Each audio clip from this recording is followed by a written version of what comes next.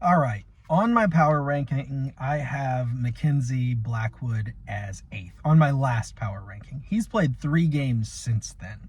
But I want to look at a breakdown of his overall statistics and the 3 games that he's played since I ranked him 8th on my power ranking and the games that led up to that 8th place ranking. So he has played 41 games this year, which ties him for second in the most games played. Only Connor Hellebuyck has played more. His save percentage on the season is .916. That's his overall save percentage, including both his time in San Jose and his time in Colorado. And that ranks him 4th among goaltenders who have played 24 games or more. His goals against average is 2.53, which is 11th in the NHL for goalies who have played 24 games or more. He has 3 shutouts on the season. Now, his goals saved above expected, according to Money Puck, 13.2. According to Hockey Reference, 15.9. By Money Puck's ratings, or the way they look at things, that 13.2 makes him, where is it here, 7th in the NHL. According to Hockey Reference, with his 15.9, he would be 4th.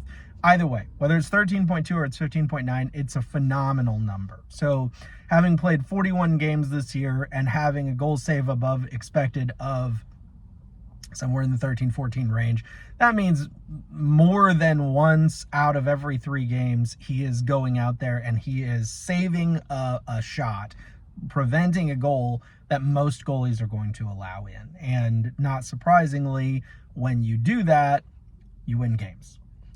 Assuming your team's capable of scoring. So his quality start percentage, it's a little low, honestly. It's .605, but I'll break down those numbers a little bit.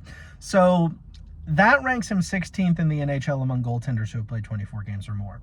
So when he goes out there, there's a 60% chance that he's going to give you a game where you, as a team, in this case Colorado, only need to score, let's say, 2 or 3 goals to win.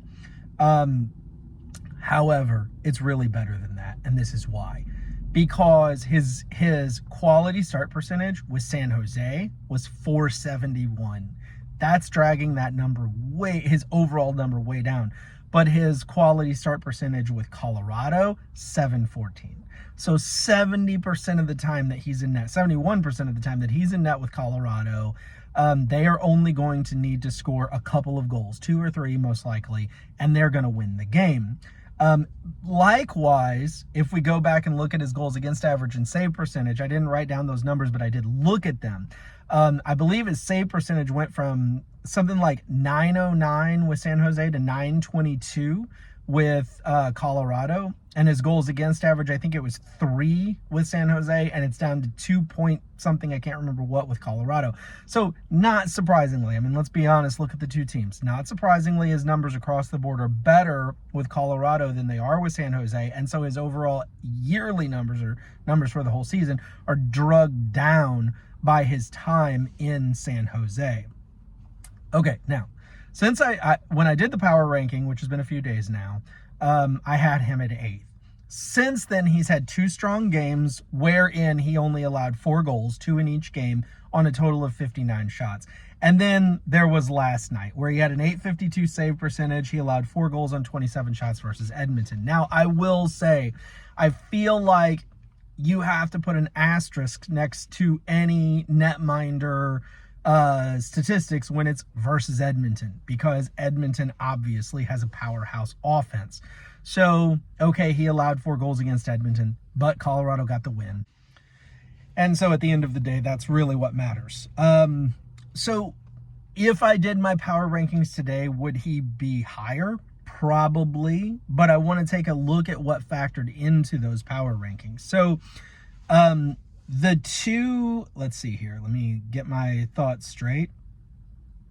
Okay, so immediately before I did my power rankings, he had 2 shutouts versus Philadelphia and St. Louis. Neither of those teams are on a heater when it comes to putting the puck in the net, but still, a shutout is a shutout. So that kept him up to 8th, honestly, because he could have been lower, and let me explain why.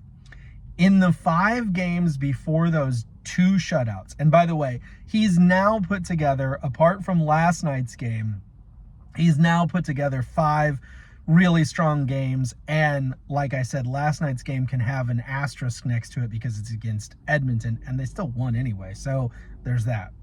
But in the 5 games prior to those 2 shutouts, here are his save percentages by game: 852, 892, 880, 885, and 857. That's not what you want from your starting goaltender. 4 goals allowed against the New York Islanders, 4 goals allowed against the New York Rangers, 3 goals allowed against Winnipeg, 3 goals allowed against Minnesota, 4 goals allowed against Edmonton. I read those in the reverse order of how those games happened. They actually went Edmonton, Minnesota, Winnipeg, New York Rangers, and New York Islanders in chronological order. So he allowed, let me add that up real fast, 12, 15, 18 goals in 5 games. 18 goals in 5 games prior to 2 shutouts, and then 2 more games where he's only allowed 2 goals per game, and then the game last night against Edmonton. So do I think 8th place made sense for him at the time that I did the power ranking? Yes. Do I think he will stay down in 8th? No, because I think those 5 games where his save percentage was in the 80s are actually not indicative of Mackenzie Blackwood's capabilities or his play overall this season. And so while he dropped in my power ranking down to 8th, I think he will come back up in the near future. Thanks for watching.